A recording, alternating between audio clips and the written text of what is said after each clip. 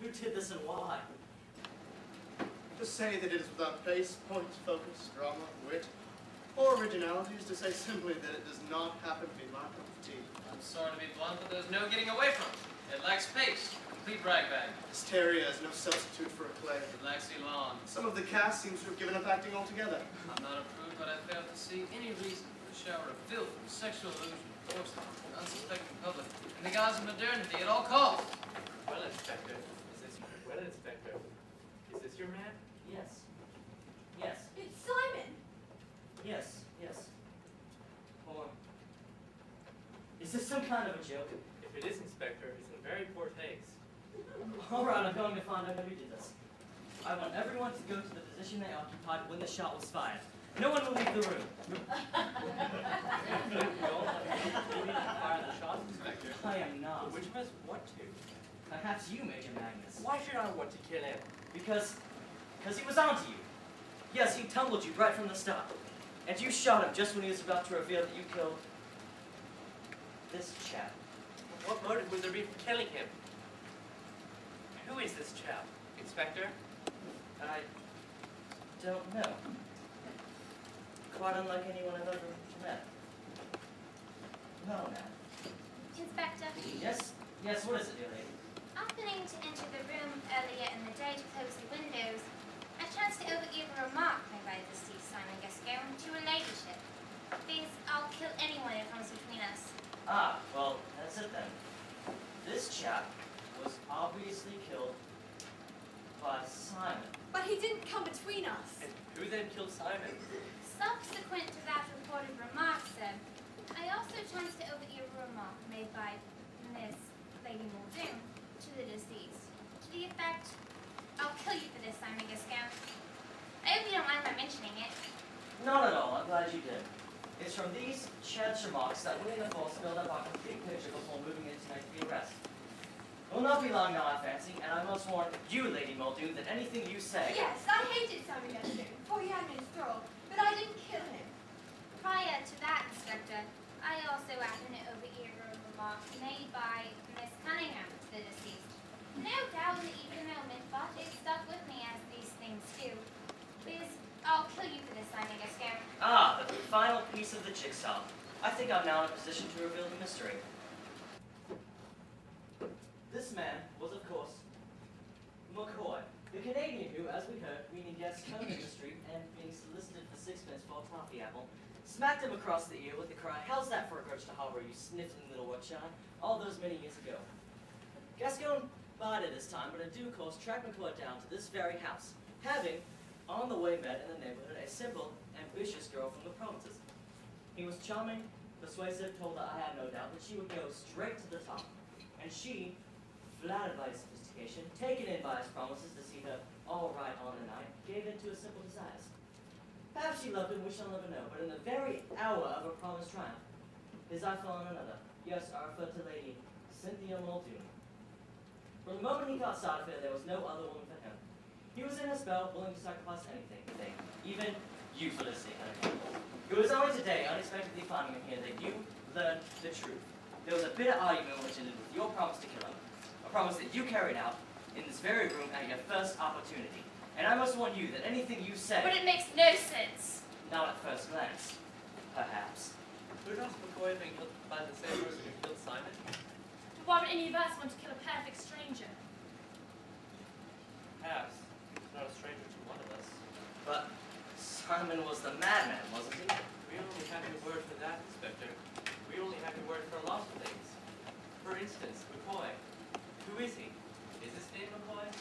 Is there any truth to that fantastic and implausible tale of the insult inflicted in the Canadian streets? Or is there something else, something quite unknown to us behind all this? Suppose, for a moment, that the madman, having killed this unknown stranger for private and inscrutable reason of his own, was disturbed before he could dispose of the body. So having cut the telephone wires, he decided to return to the scene of the crime, masquerading as Police Inspector Hound. But I'm not mad. I'm almost sure I'm not mad. Only to discover that in the house was a man, Simon Gascoigne, who recognized the corpse as the man against whom you had held a deep-seated grudge. I didn't kill. I'm almost sure I put it to you. Are you the real Inspector Hound? You know darn well I'm not. What's it all about? I thought as much. I only dream. Sometimes I dream.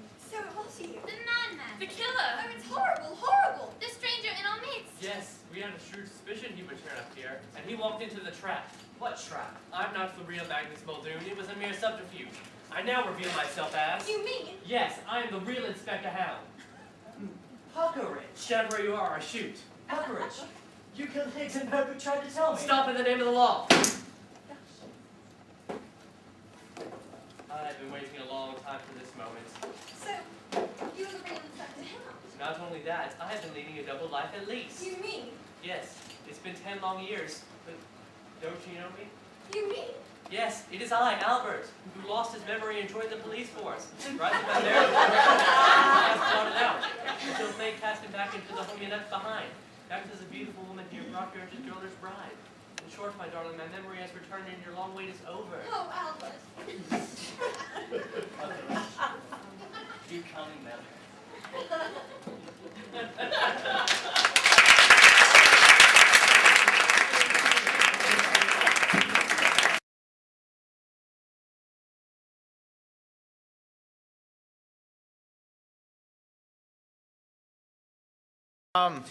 I feel accomplished. I mean, like we've been doing this for like 2 months, and every day that I had play practice for 2 hours a day, draining all my personal time, sucked, but it was fun, and I'm glad it's over with now. So I'm just glad we don't have to do that again for another few months. I'm pretty glad. I'm so tired. I want to get this striking done and then go play Smash Bros. Yeah. Kind of relieved, but also sad because Will you help me take this down? Oh my god. I'm relieved. And tired of you recording me, so you want to... If you don't know, that didn't stop a minute. It feels amazing, except that I'm sick. So that's not very amazing. So I'm not going to any cast party that may exist. Fun. Yeah. Donuts. Happy. Nice. I don't know. Good question. Standing around is I'm a fan of the play Hillary. I'm not going to have anything to do for the next month and a half. I agree. Marching's almost over. I'm going to have nothing to do. I'm just going to be... Can I start? Okay. Well, I'm glad it's over and it was fun, and now I have to do other plays like the High and our musicals. Never play a dead body again. That is screwed in there. Table and screwed. To think, it's like, never mind.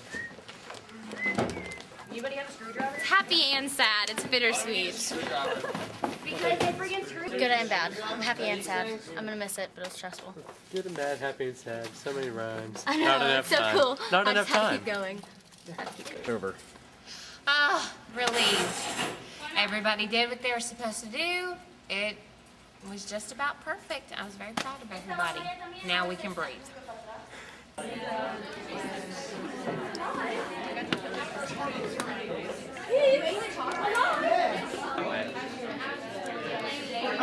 Chocolate, move, gotta get my free